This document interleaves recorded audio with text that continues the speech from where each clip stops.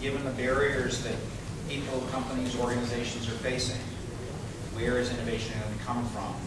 Where is innovation, particularly leadership, going to come from to accelerate the scale-up of many of the kinds of new business models, new technologies, new products and services that you've heard about in each session.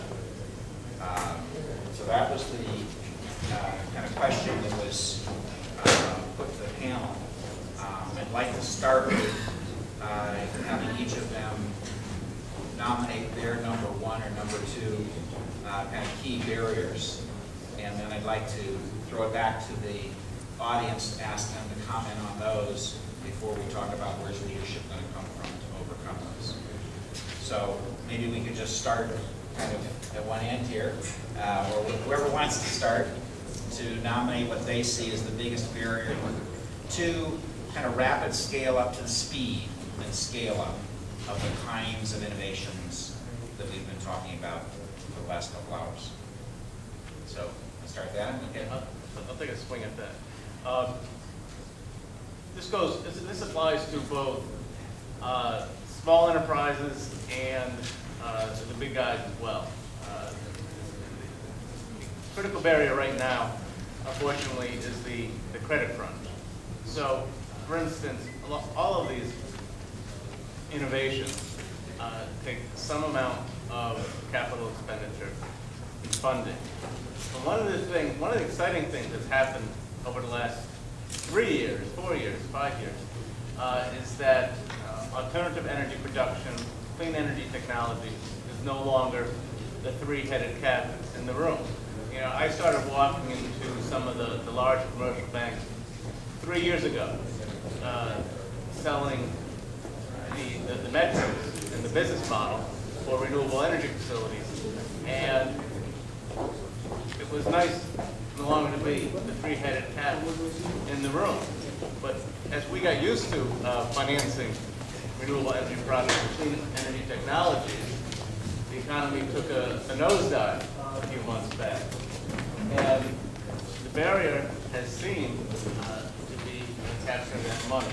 Whether it's a $3 million loan for a big box solar project in central Massachusetts, or for a new oil sands technology in Canada. So that's the primary barrier. One thing that is not lacking is innovation. There's certainly, in being here in Cambridge, Massachusetts, central Massachusetts as well, is one of the hotbeds. What has happened also of late is that the government incentives to help address that barrier have been very, very aggressive. I've gotten a lot busier with my practice since February. I can say that. And one of the things that we have learned of late is that these loan guarantees, these tax credits, are all very valuable.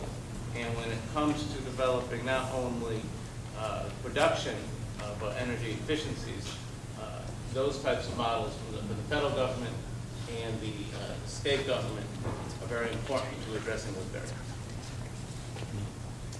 Yvonne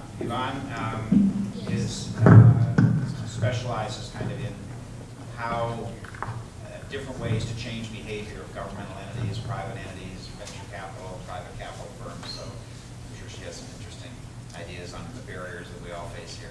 I'm probably going to be the one to make everybody mad. When you talk about sustainability, first you have to understand that there's at least 350 definitions of sustainability out there. And while the question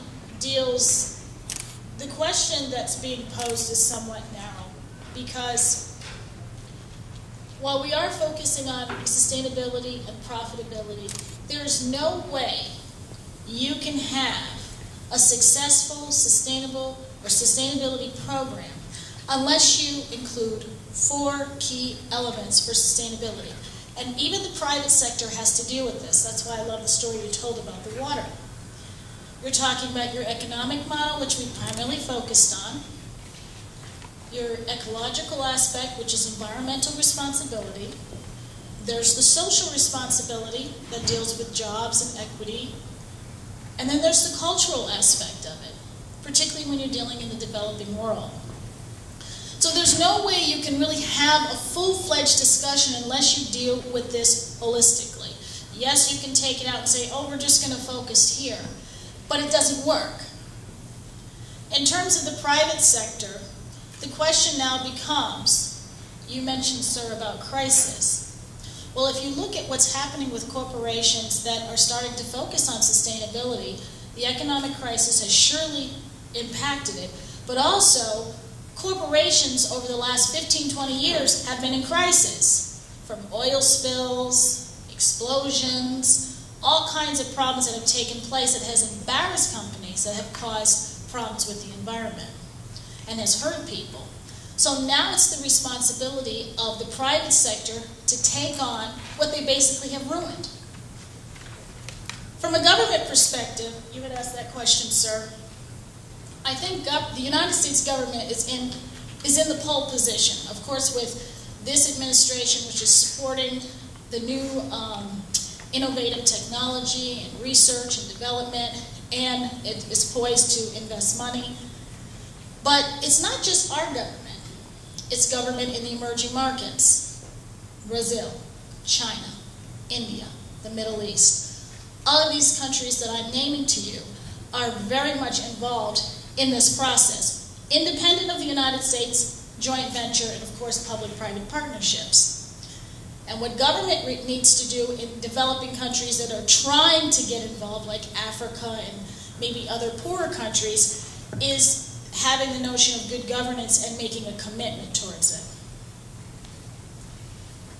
Now, that would be the points I would bring up at this moment. I know there's a lot more to talk about, so I'm going to pass the mic along to the next person, and then we can get into more detail. But those are the things I'd like you all to think about as we talk about the holistic aspect of sustainability.